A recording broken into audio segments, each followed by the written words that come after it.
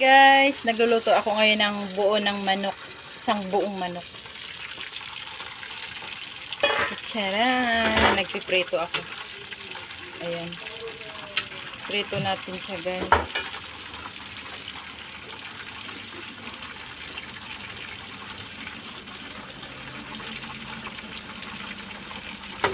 Ang buong manok. Ayan, baliktad naman natin siya, guys.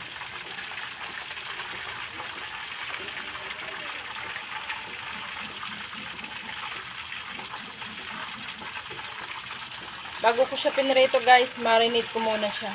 Wala siyang hindi ko siya nilagyan ng crispy fry, ganyan lang. Di ko na siya nilagyan ng crispy fry.